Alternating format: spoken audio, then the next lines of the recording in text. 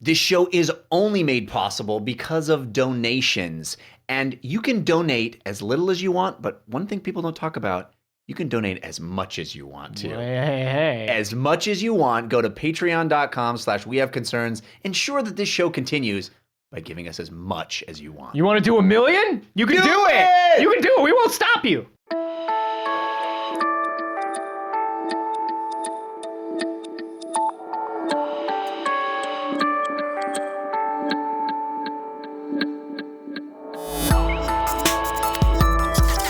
I just point at it every time we walk by. I'm like, Die Hard 2! And they're like, shut up. Die harder, everybody. Yeah. Die harder. This is We Have Concerns. Hi, Jeff Cannata. Hi, Anthony Carboni. Hello, concerned citizens. Jeff, do you consider yourself a pretty strong individual? Do you have a good sense of self? I like to think so, although it's been shaken in the last, 3 months. Yeah. But I'm really learning what's in the core of me, and it's a lot of fear. It is much more fear than I anticipated. A lot of nightmare. Uh-huh. But one of the things that, is so amazing about human beings is that we do have a sense of self. Right. We do know who we are. We think of ourselves as a person. I have a mental image of me and the things I like and dislike. And sure. Yeah, that's who we are. Gets us into trouble often. It gets us into trouble, but it makes humans human. Right. And my dog don't have a sense of self. Well, we have been talking a lot lately. I don't have a dog. You don't have a dog, so it definitely doesn't have a sense of self. Yeah, my dog, I think my dog has a sense of self. Your dog is not an ordinary dog. No, my dog is a perfect prince. He's a poet. Yeah. And he's always constantly... He's a raconteur. He is. He's always writing about his sense of self. But we've talked before, over the last couple of years, we've done a lot of research into animal intelligence and animal minds. Sure. And so we do think, particularly with my arch nemesis, the octopus, we believe that they have a sense of self. They have 8 senses of self. They have 8 individual senses of selves distributed. That's what's so dangerous about it. You can't have multiple brains, you motherfuckers. It's not fair. So we think animals might have a sense of self now, but why does anything have a sense of self? What good is it to have a sense of self? What good is it that I am Anthony Carboni? Well, that's a question. That's a question I ask all the time. That's a question that everybody who comes into contact with me asks. What good is it that you're Anthony Carboni? What does that do for anyone? How am I benefiting from this? Well, how do I? But no, what does it mean that I... You're talking evolutionarily. Evolutionarily, what is the benefit of me... what is the benefit of me never wanting to go bungee jumping and you wanting to go bungee jumping? What is the benefit of me liking a particular type of movie and you liking a different kind of movie? Yeah, wouldn't we be better suited? Why would we ever Why am I Democrat and somebody else is Republican? Yeah, wouldn't we be better suited to just be one big hive mind? Right. Yeah. It seems like when you look at the insect world, when you look at animals that do have like this kind of distributed hive mind, they do... I mean, they're certainly efficient. Yeah. Things certainly work. Right. I wouldn't call an ant as creative as us, but I don't know. I don't know a lot of ants. That's not fair. That's a generalization. Yeah. It's not cool. Don't at me if you're an ant. Man, I'm so sick of all those ants. Ants. They just, they just like all decide to like pile on you on Twitter. Get so many tweets all at once. So many, and they're like exactly the same. Long trail of Twitter replies that lead back. Leave out sugar. You suck. Leave sugar out on counter. Yeah. You're wrong. Where are crumbs? If you follow the trail of all of those replies, it leads to picnic basket. So a lot of scientists have been wondering about this too. Yeah. Why do we have a sense of self? Why did it happen? What is it good for? Clearly, we've accomplished lofty things with it, but we had a sense of self before we were accomplishing lofty things. Yeah. It had to develop for some reason. And there was a meeting last weekend of the Society for Personality and Social Psychology, which is a fucking society I want to hang with. Personality. That sounds like my kind of scientist. It's like a bunch of dudes who are sharp dressers. Do you know what it is? Purple suits. The problem with a group of people that are all like big personalities like that or into personalities like that is like, you want one of them at a party. You don't want 8 of them around a table. Well, everybody's all like dressed and preening and like interrupting each other. It's Yeah. like too much energy. Like Right. everybody's performing. Right. It's all performer, no audience. Yeah, that's why nobody goes to these meetings of this society. Sorry, scientists. No, I honestly would like to go and see what these guys do because I think the social sciences are probably our favorite sciences, and psychology. We talk a lot about them on the show. Fascinated by them, Yeah. sure. Well, there's a guy named Roy Baumeister from Florida State University. Baumeister! The Baumeister! Yeah! Oh, shit, what's up? That guy's got all the personality. Hello? Baumeister's in the house! Baumeister, dude, do one of your classic Baumeister bits. Well, I am here to present a paper that I've He's written. here to present a paper, everybody! Baumeister! We love his bow papers! This guy's crazy! Go for it, dude, go, dude. Present the paper, present it. Well, this is about sense of self. It's about sense of self! Oh shit! You know who's got a sense of self? The fucking Baumeister. The Baumeister! So Roy Baumeister is the author of the book Willpower: Rediscovering the Greatest Human Strength. This is the guy who a couple years ago challenged the notion that willpower is a finite resource. Oh, right, yeah. You can always dip into your willpower when you're the Baumeister. That's a poster that I saw on an office. It was just by the water cooler. It's just Baumeister you can hanging always from a dip tree. into your willpower, and it's just the Baumeister. And he didn't mean to be hanging from a tree. No. He's hanging upside down with like a stack of papers, and he's clearly trying to give a talk. And there are a bunch of people around him that are just like screaming and jumping, like they're at some sort of sporting event. So he's the guy who wrote that book. He's also presented. He also wrote the book, "What Good Are Men?" Oh, all right. Which was actually a defense of sort of men, not as like a dominant gender, but like this guy is controversial. He's got some ideas. He's got some good ideas. He's got some bad ideas. When you've got that much personality. When you've got that much personality, you just say things. You're going to be controversial. You just want that reaction. Yeah. You know, and that's who the Baumeister is. That's that. You can't fault the Baumeister. He's got that personality. All he wants is to get a rise out of you. Yeah. Look at him. Look at him over there. That's all he wants. This paper was written in conjunction. Oh my God! I kind of want to punch the Baumeister right now. Conjunction. Who the fuck is? Shut the fuck up. Yeah. No, dude. Listen to him out, because some of us just love him. Some of us hate him. But you know what? All of us have an opinion. So he was presenting his new ideas about sense of self. It's like, why all of a sudden, unlike all the other creatures on planet Earth, did we develop this complicated structure of self and tribal structure and specialization? The idea that he is putting forth is you are an individual only because it better serves the group that you are an individual.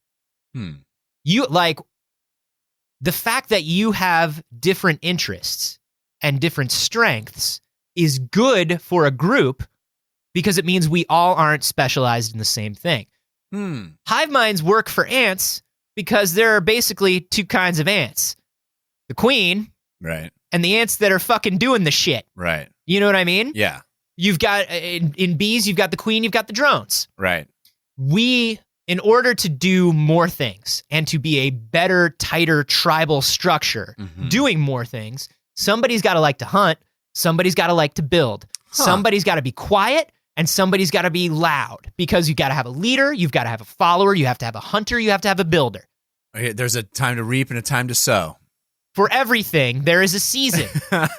So what this guy is saying is, if you don't say turn, I'm going to freak the fuck out. I don't know. I don't know if you wanted me to hit the nail on the head. I can't deal with it being unfinished. So what this guy is saying is that the group is better off because I know my place. Because I know, hey, I prefer to do this because I'm autonomous and make my own decisions. And there's enough differences between me and you that everybody chooses a different thing. Yes.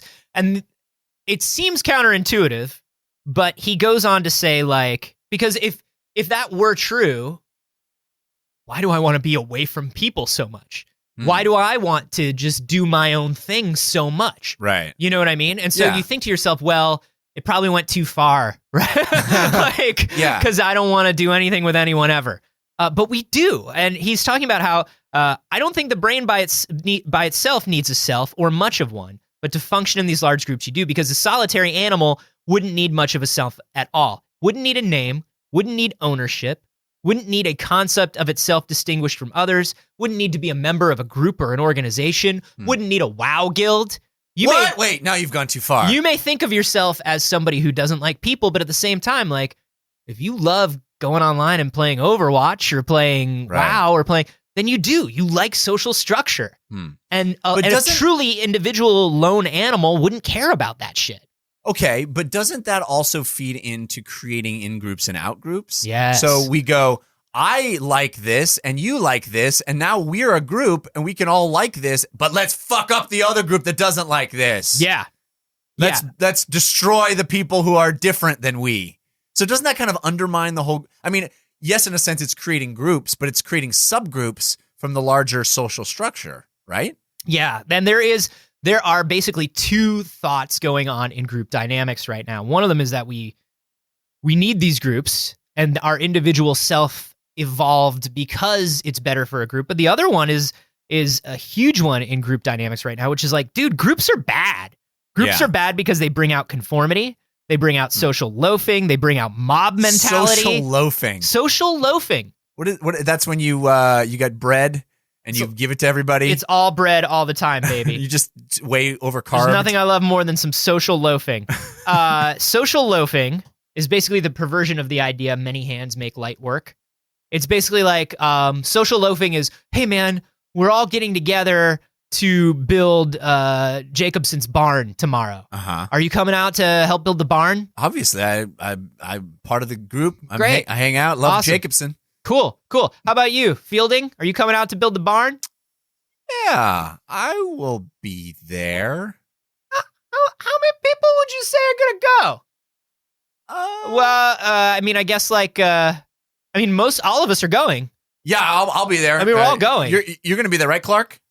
Yeah, so all of you are going because it's just one barn, right? But everybody doing it means that we'll be done in time for lunch. Okay. Counterpoint. Once you get to like a certain number of people, like all around, like don't some people just get in the way? Isn't there like a number where like my being there? Just like, I feel like, my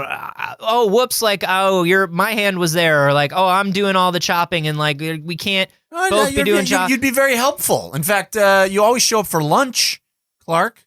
Sure. I mean, I always show up for lunch because, gotta eat. Guys gotta eat. Gotta eat. But Jacobson's gotta have a roof over his head. Sure. And we're gonna help out. But like, so... let's say we're putting that roof up. We are tomorrow. How many ladders do we have? And then like, how many people can be up on the ladder? And how many people can be holding the ladder? And then what's everybody else just standing around? Like, wouldn't I be better served like doing something else though? You're a real dick, Clark. Yeah, that's cool. I know. I'll go and think about my behavior alone for the next like 48 hours. How long does it take to build a barn? So social loafing is basically taking advantage of the group without participating in it? Sure. Like, and it moves on to these ideas of we're all paying in to taxes, and then some people are just benefiting from that without paying in or doing their share. The takers, sure. And then the other thought is, groups are good, right? They encourage cooperation, division of labor, the wisdom of crowds. There are certain things that there are certain ideas and quantum leaps in technology and in creativity that can't happen unless a group is working together. Right. But these two arguments are kind of the core of theory in group dynamic study right now. Right. So the idea is that individualism creates specialization, and specialization is good for the group overall. But when you go too far down that road, specialization means that we create subgroups and turn on our, turn on people that aren't in our subgroup. Our strength is our weakness. Yeah. Down is up. That's a bummer. Black is white. I can understand. We have always been at war with Oceania. I can understand the idea that, as efficient as a hive mind would be, it can only do one thing at a time, right? If you bend the will of the entire group to collecting food, all you're doing is collecting food. Right. If you have individuals within that group that go, hey, I'm going to collect food and you're going to go, gardening and I'm going to go, caring for the young, and we're all going to split up and do our thing, then more can get accomplished at any one time. Exactly. You can't put all your research points into agriculture. Right. You can't, because then you get demolished. Yeah. Then the war faction will come across your borders and destroy you. Exactly. Yeah. We've all played Civ. Yeah. So it's good and bad things. So the best result is when you have a group that trusts each other. And this goes back to these theories that say that our brain is built to really know a group of about 200 people. Right. Once we get more than 200 people, things start getting too big, too unwieldy, and group dynamics sort of start like going a little strange, right? Mm-hmm. Because there are things where having people that are weaker and stronger help. Arguments among small groups where people trust each other are good because they allow people to present different cases and come to a good decision. There have been studies that have been shown, like a swim team, the weakest swimmer on a swim team actually swims better when he's put into the pool to practice with the strongest swimmers. Right. Because they all motivate each other, right? Whereas if you put that weak swimmer into competition immediately, he does worse. Right. Because he's not just trying to keep up, he's trying to win, and he's psyching himself out, and he knows he's not as good. You know what I mean? There's all that stuff. If you extrapolate this theory, then is the fact that 200 is the kind of the upper limit of peak groupage. Mm-hmm. Is that because beyond that you are less specialized because there are more people that are more close to your skill set? I think probably. I think there's a lot of that. I think what happens is when you get groups of thousands of people, it's easy for the people who are similar to point at each other, right, get into their own subgroup, right, and all think the same way. Right. It's also easy to turn the other people in the group into an abstract concept. Mm-hmm. 200 people, I can think of their faces, I can think of their names, I know who they are. Right. Even if I don't know them well, I know them as people. Right. Above and beyond that, you get into this thing where it's like, well, I don't know what people in Montana are about. Right. I don't care. Yeah. They're abstract. They're abstract. I don't know. I don't even know what does Montana look like. I don't get it. Yeah. Like that sort of thing. Joe Montana, I understand. Which is actually a town. Is it? There was a town in Montana that renamed itself Joe Montana after God bless those people. After somebody. God bless them. Be the greatest quarterback who ever lived. Yes. I wish I knew the name of another quarterback so I could say it to you as a joke right now. People would say Tom Brady's better than Joe Montana, but I say to those people, go fuck yourselves. Sure. That's fine. Tom Brady is an abstract concept to me. Yeah, yeah. So what do we get from this, It's right? just a pure numbers thing that's screwing us over. If we stayed in small enough groups, then our specialization empowers us. But when we get in large enough groups, our specialization means that we break off into those smaller groups. Right, and those smaller groups are then not as diverse as they would naturally be if they occurred organically, right? Because we're choosing our tribe then. Right. You don't always get to choose your tribe. No, in fact, it seems like it's better off if you don't choose your tribe because then you're reliant upon people with different skill sets than you. Exactly. If I only want to be with people who are exactly like me, but there's enough of us that makes it okay, then I can live in these walled gardens and only garden my garden. Exactly. And I don't know if this relates to anything that's going on lately. No, I'm sure it doesn't. I can't think of anything that it's connected to. No. And anybody who tries to tell me that I'm trying to say otherwise, don't at me. Yeah. This is the most unique situation we've ever talked about. I don't want any ants atting me. Oh, man. So many ants. I don't want any ants. I don't want any people trying to tell me that I'm talking about politics. I don't talk about anything. No, I've never talked about anything in my life. The one thing that is kind of depressing about this is... one thing? Well, we have these theories now. We've done this research. Yeah. We still don't know what to do about it. We're still figuring out why we feel the sense of self and how to best use our sense of self and our sense of cooperation, what the brain and the body are meant to do, and how that relates to current society. Well, it seems to me, and maybe I'm a filthy hippie, but doesn't it seem to you that if we broke down the sense of self a little bit and realized how connected we actually are to other people, that we'd, I don't know, treat everybody a little bit better than we do?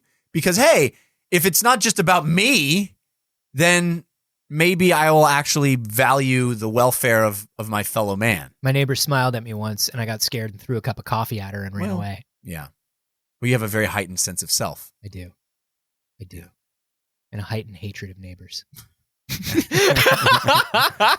How do you guys feel about this? Do you think that our sense of self is only there to be in service of being a group animal? Does that make sense to you? Does that feel correct?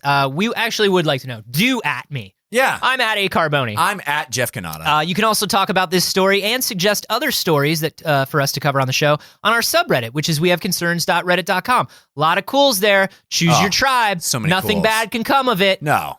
Yeah. Be a part of a group of individuals at our subreddit.